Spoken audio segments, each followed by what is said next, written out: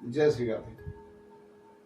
आइए पुनः अपने उसी बृहस्पति की गोचर की श्रृंखला को रीस्टार्ट करते हैं और आज के इस वीडियो में हम बात करेंगे तुला लग्न के बारे में, वृश्चिक लग्न के बारे में और धनु लग्न के बारे में कि इन लग्नों के जातकों के लिए ये बृहस्पति का गोचर अगले एक साल के लिए क्या लेके आया है, कहाँ पे उन्हें सावधानी बरतनी है और कहाँ पे उन्हें कुछ बहुत ही अच्छी चीजें मिलने वाली है। बृहस्पति जो कि गुरु है, बृहस्पति जो कि ज्ञान का कारक है, बृहस्पति जो कि सम्मान का कारक है, बृहस्पति जो कि संतान का कारक है, बृहस्पति जो कि धन और संपदा का भी कारक है।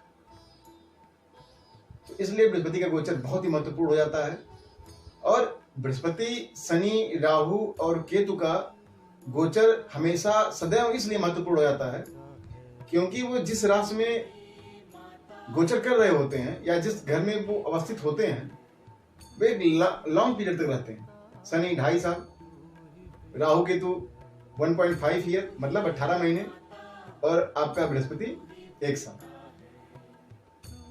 तो निश्चित रूप से जिस भी घर में ये बैठेंगे वहां से उनकी दृष्टियां और अन्य घरों को प्रभावित करेंगी और लगातार एक लॉन्ग पीरियड तक का ये प्रभावित करने वाली है। इसलिए इनको समझना बहुत जरूरी हो जाता है।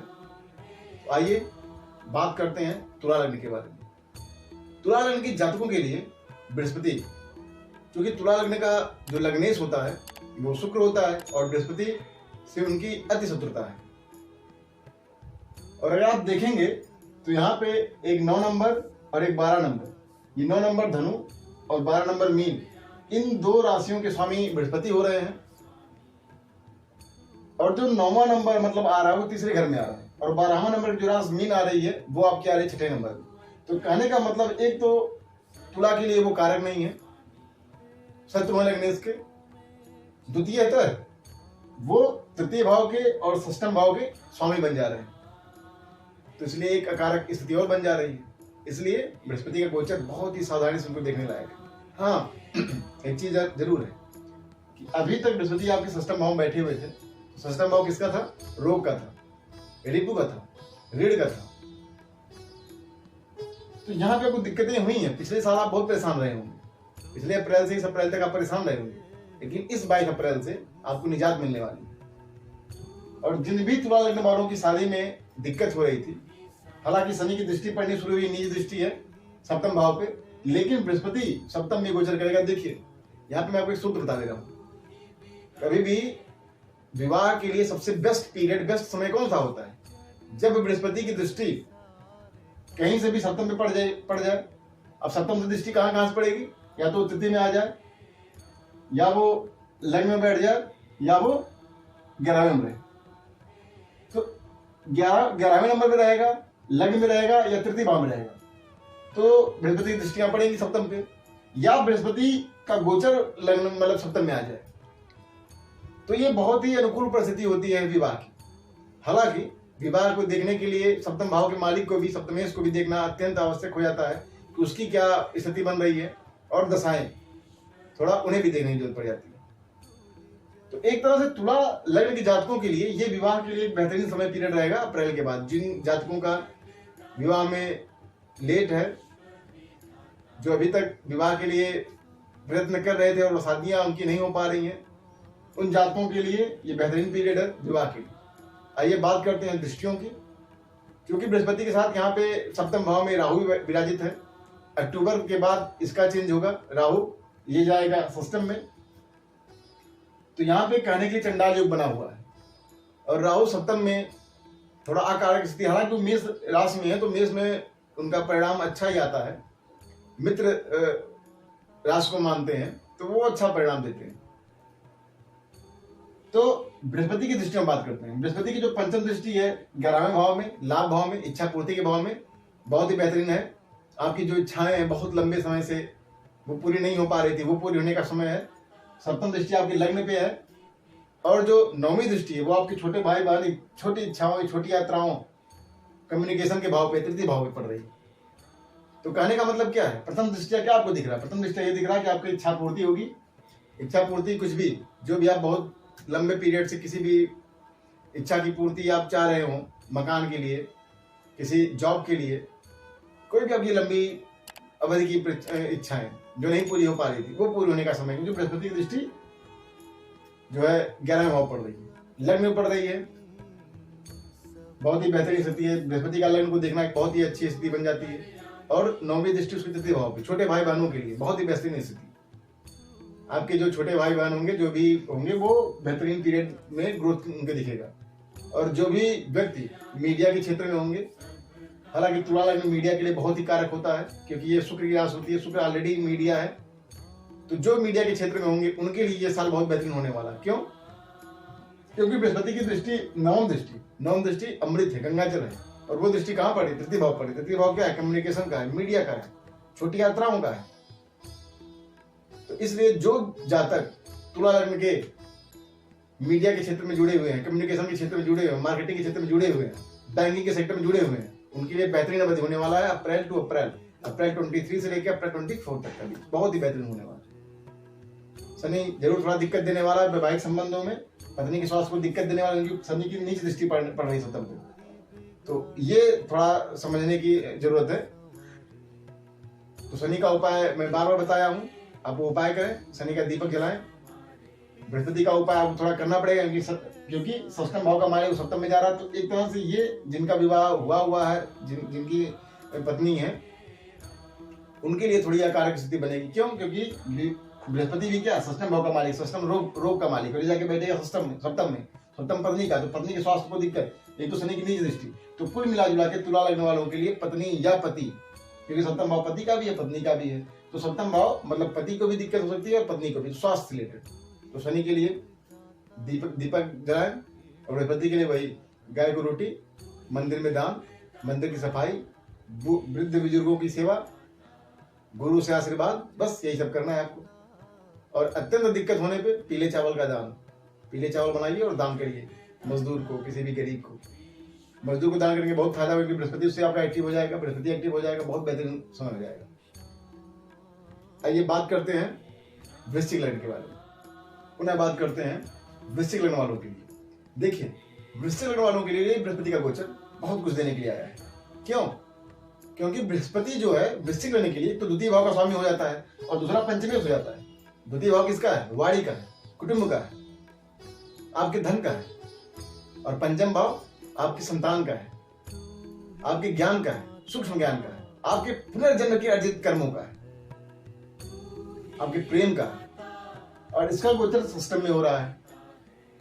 हालांकि षष्टम में गोचर बृहस्पति का पंचमेश होकर षष्टम में गोचर करना संतान के लिए दिक्कत देने वाला, लेकिन बृहस्पति की दृष्टि में बात करते हैं। बृहस्पति की पंचम दृष्टि दशम भाव पे, सप्तम दृष्टि मोक्ष भाव पे, और नवम दृष्टि धन भाव पे, खुद के घर को देख रहा है।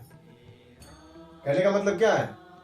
आपको विशेष धन आगमन का भाव बनेगा, क्योंकि बृहस्पति की 9वीं दृष्टि धन भाव पड़ रही है, पंचम दृष्टि आपके धन भाव पड़ रही है, और जो उसकी 7वीं दृष्टि वो मोक्ष भाव पड़ रही है।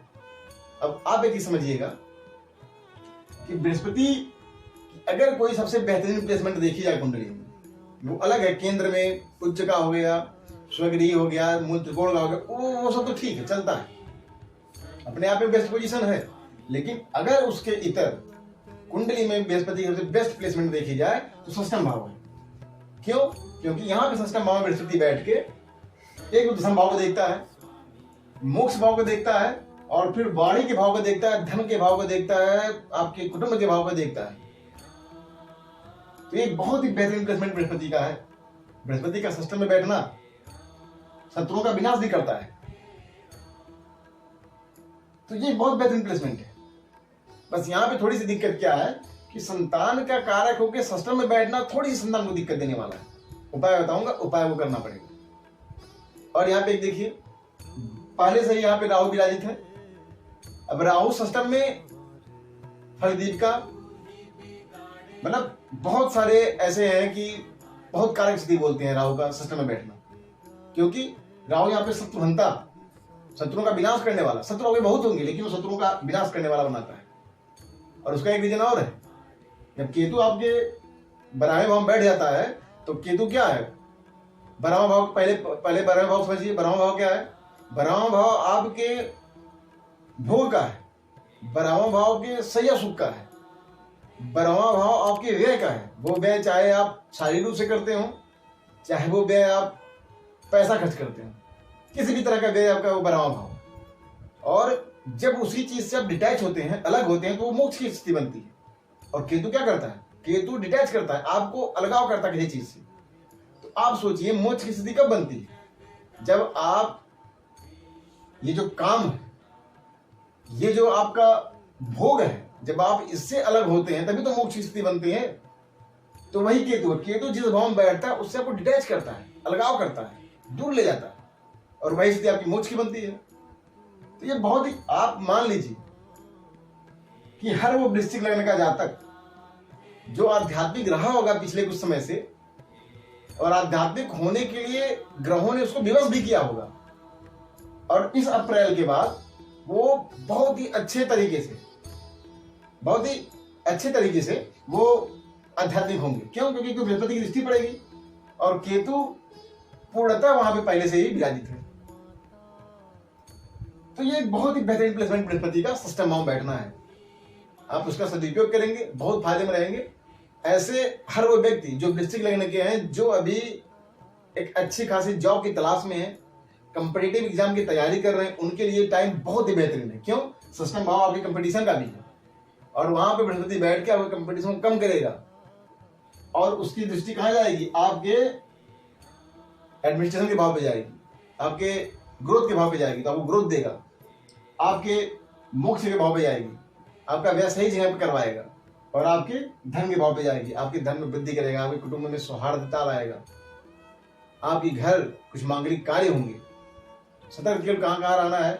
सतर्क आपको थोड़ी रूप से रहना है, तो अपने प्रेम के लिए, अपने संतान के लिए,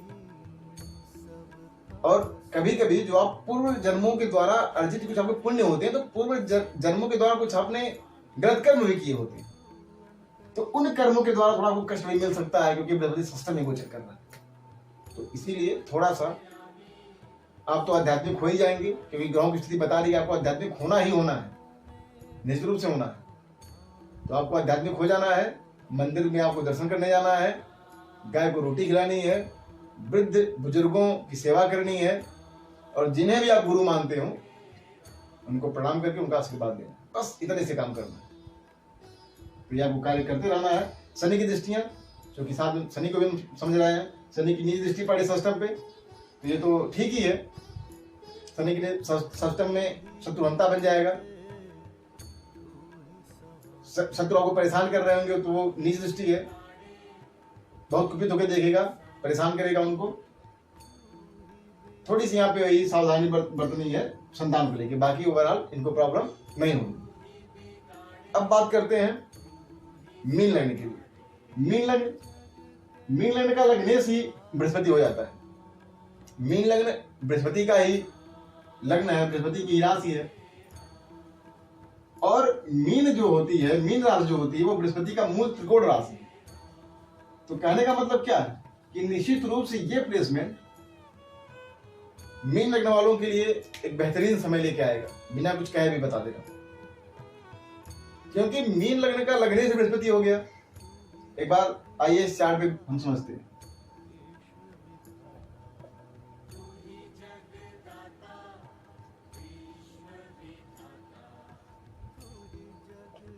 देखिए, अब बृहस्पति आपका यहाँ पे किस किस भाव का स्वामी बन रहा है?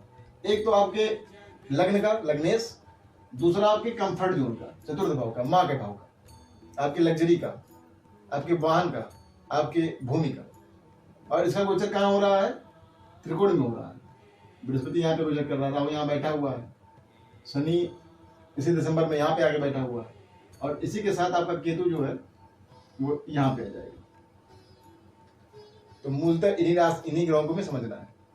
अब देखिए, बृहस्पति दो केंद्रों का मालिक होकर त्रिकोण में बैठ रहा है, तो केंद्र त्रिकोण राजयोग बन गया, पहली चीज।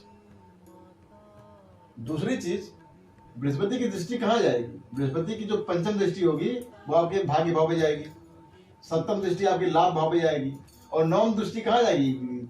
आपके लग्न पे ही जाने वाली। एक बहुत ही बेहतरीन स्थिति है। हालांकि बृहस्पति की अभी तक का जितना भी हमने लग्न का चर्चा किया लगभग सबकी स्थितियां, क्योंकि बृहस्पति की दृष्टियां अच्छी जाती है। दिक्कत तभी होता है जब बृहस्पति की निज दृष्टि कहीं पड़ रही हो, या बृहस्पति कहीं शत्रु के घर को देख रहा हो, या बृहस्पति कहीं से अष्टम में या षष्टम में संबंध बना ले रहा हो और उसको उपयोग हम ना कर पा रहे हो, तो थोड़ी दिक्कत करता है। नहीं तो बृहस्पति सर्वथा शुभ ग्रह है, तो सबसे ज्यादा बेहतरीन स्थिति बृहस्पति की होती है कुंडली। बृहस्पति अगर आपका शुभ ग्रह बन के, शुभ ग्रह तो मान लीजिए वो नेचुरली है ही है, प्राकृतिक रूप से ही है, लेकिन अगर वो प्राकृतिक रूप से नेचुरली शुभ ग्रह हो और कुंडली में शुभ स्थानों पे जाके बैठा हो और शुभ फल दाता बन रहा हो, अच्छे भावों का भावपति बना हो बैठा हो, तो उससे अच्छा कुछ हो ही नहीं सकता कुंडली। और अकेला बृहस्पति सारे पापों का शमन करने वाला बनता है। तो आइए देखते हैं यहाँ पे बृहस्पति क्या देने वाला है। जब बृहस्पति लग्नेश चतुर्थेश होके सीधे भाग्य भाव पे दृष्टि बनाएगा तो क्या करेगा? भाग्य में वृद्धि, आपके पिता के लिए बहुत बेहतरीन स्थिति, क्योंकि नवम भाव पिता भी है, नवम भाव गुरु भी है। आपको अच्छे अच्छे गुरु मिलेंगे, अच्छे लोगों से आपका संबंध बनेगा और बड़ी दूरगामी यात्राएं कराएगा। नवम भाव आपकी दूर की यात्राओं का भी है, तो आपके भाग्य में वृद्धि होने वाली है, पिता को ग्रोथ मिलने वाला है, आपके पिता के पद में वृद्धि होने वाली है। उनके स्वास्थ्य में भी, अगर उनका स्वास्थ्य अभी तक खराब चल रहा होगा तो वो स्वास्थ्य भी, उनको स्वास्थ्य लाभ लेने वाले हैं।